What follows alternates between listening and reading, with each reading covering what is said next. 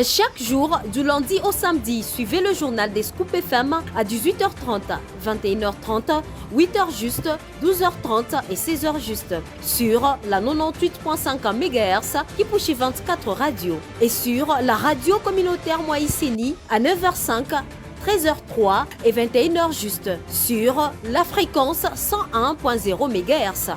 Nos chaînes partenaires Scoop FM, la neutralité réelle.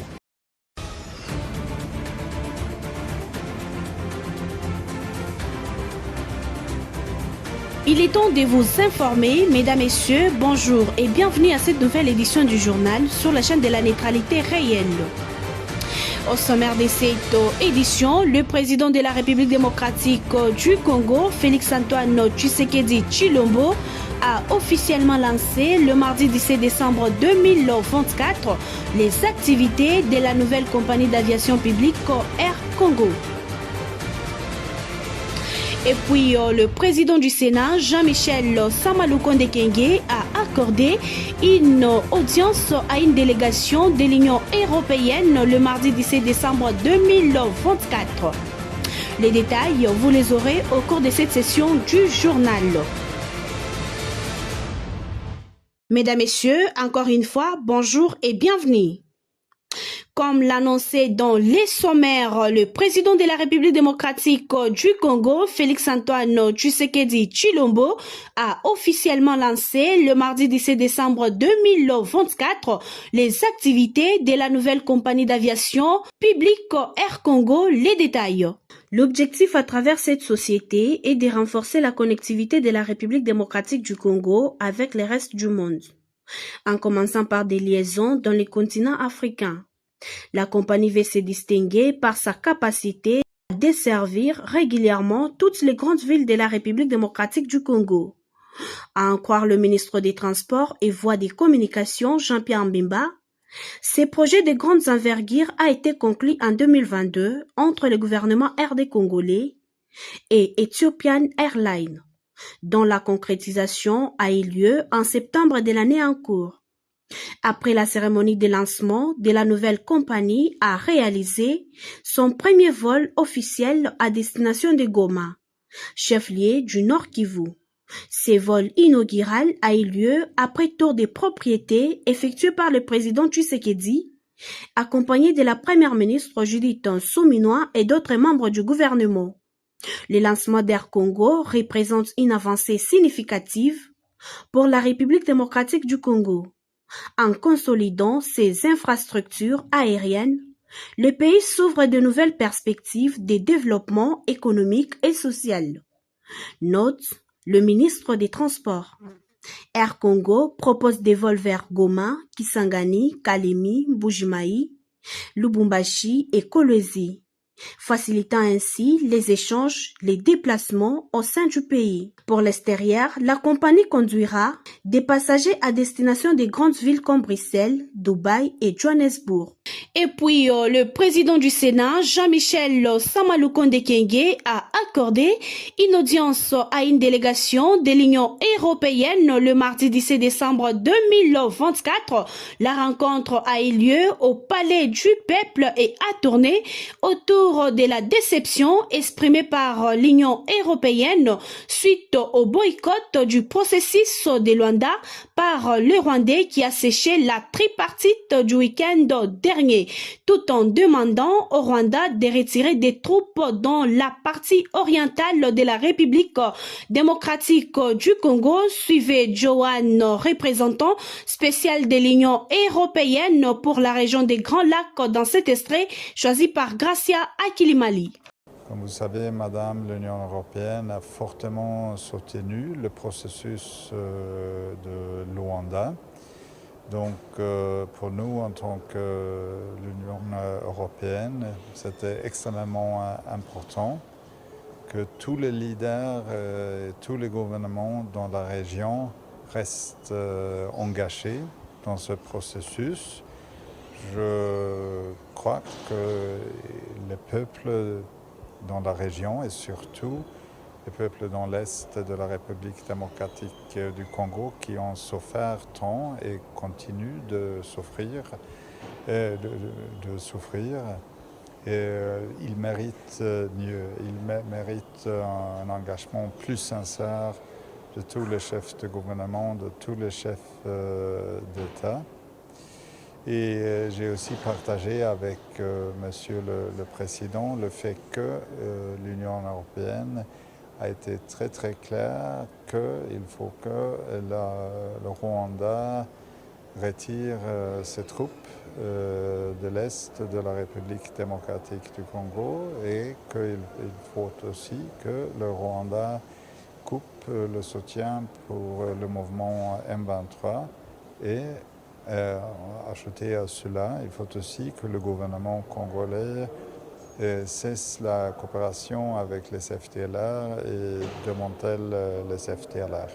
Mon impression à moi, c'est que je partage, ou nous partageons un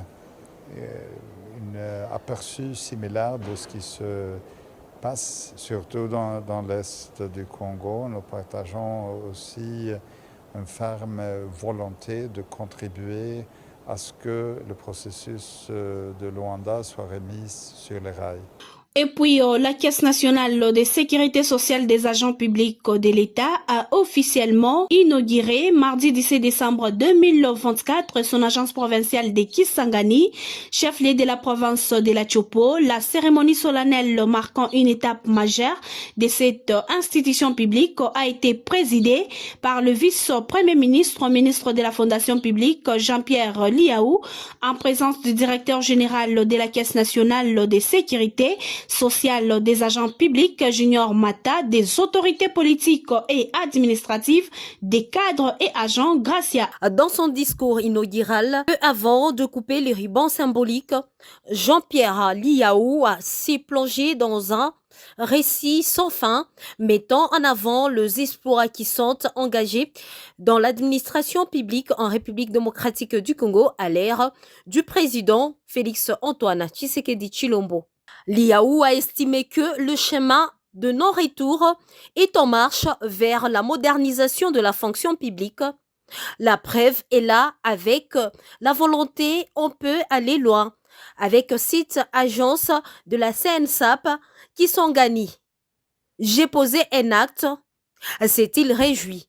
Pour le directeur général de la CNSAP, Junior Mata, l'inauguration de l'agence CNSAP de la Tchopo se dresse comme symbole visant la vision éclairée et audacieuse du président de la République Félix-Antoine Tshisekedi Tshilombo. Lui qui avait décidé de faire de la sécurité sociale un droit accessible à tous les agents de carrière de services publics de l'État. L'agence CNSAP Kisangani s'offre comme un joyau de modernité et un sanctuaire commun aux agents publics de la Grande Orientale. Ces bâtiments n'est pas seulement un édifice. Junior Mata l'a reconnu et brandi haut et fort. Il est avant tout le symbole d'une administration publique en marche, révolue vers l'excellence, un haut lieu et à partir duquel tous les services premium de sécurité sociale seront valablement prodigués aux agents publics et une sorte de palais princier, a-t-il signifié.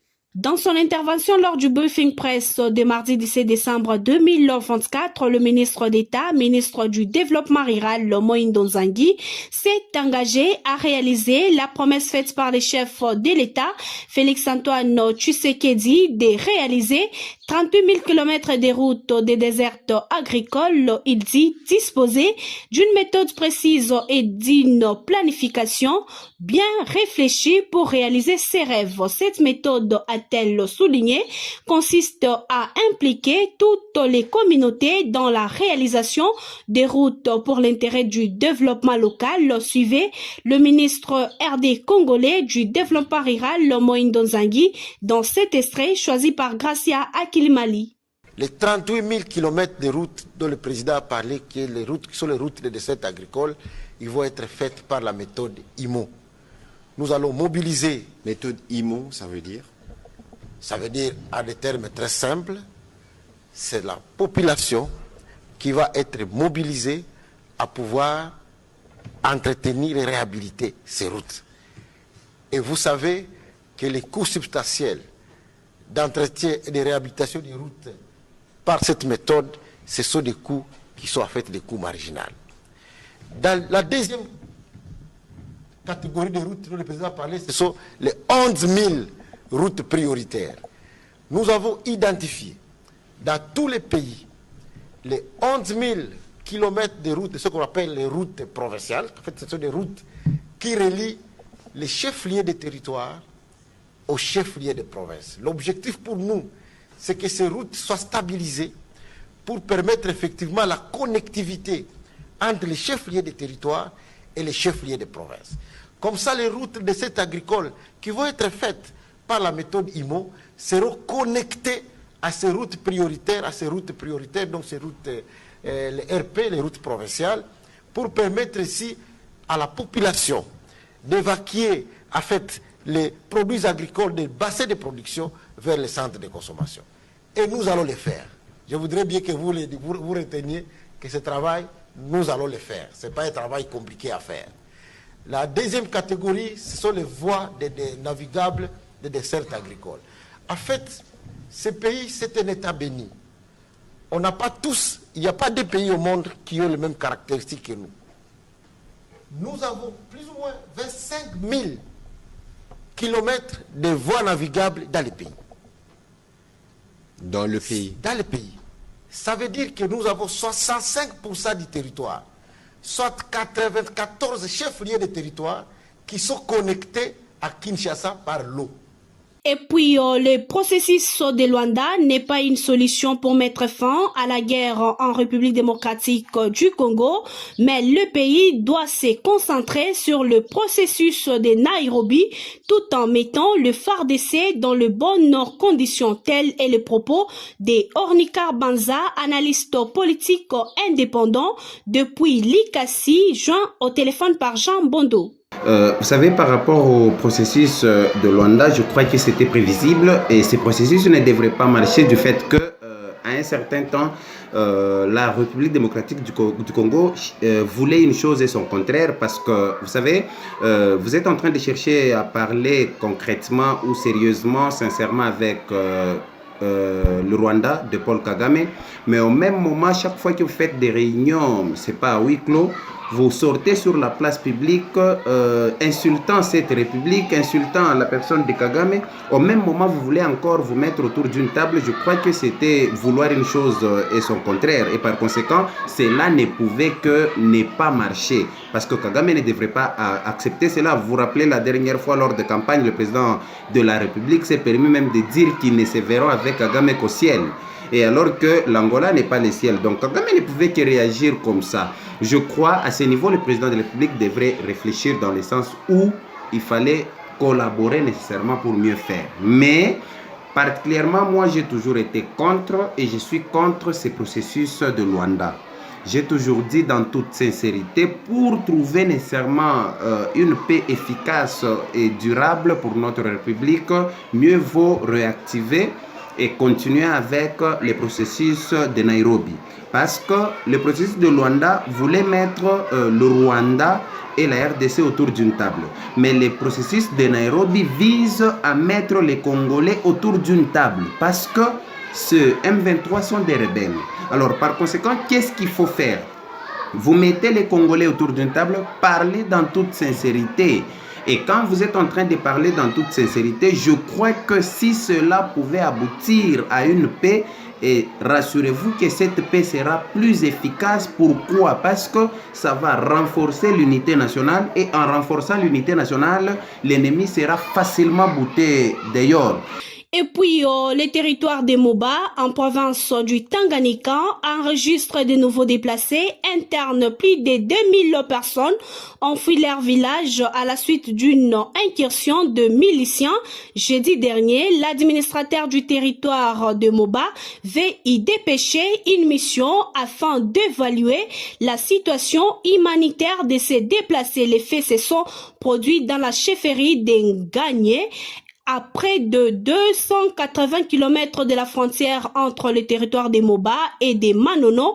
En effet, un groupe de miliciens a fait incursion dans 4 villages, déclare Victor Kamfoua, administrateur du territoire des Moba. Et puis, pour finir, un autre lot de jeunes désœuvrés interpellés dans la rue de Lubumbashi, dans les rues de Lubumbashi, voulais-je dire, et Kasumbalesa, transférés ce mercredi à Kanyamakasese. La cérémonie de présentation de plus de 280 ex-Kuluna a eu lieu en présence du numéro 1 du service national, du ministre provincial de l'Intérieur et commissaire provincial adjoint de la police.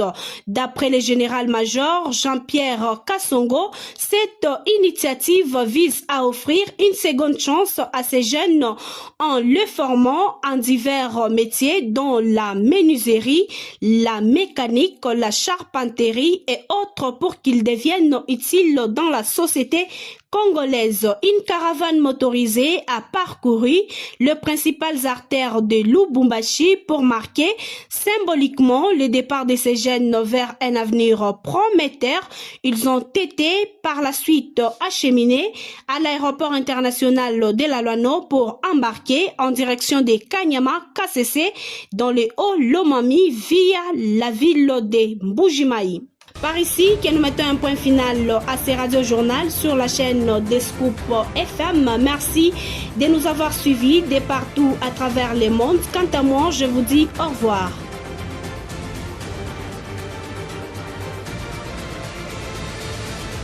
Chaque jour, du lundi au samedi, suivez le journal des Scoop FM à 18h30, 21h30, 8h juste, 12h30 et 16h juste sur la 98.5 MHz qui pousse 24 radios et sur la radio communautaire Moïseni à 9h05, 13h03 et 21h juste sur la fréquence 101.0 MHz.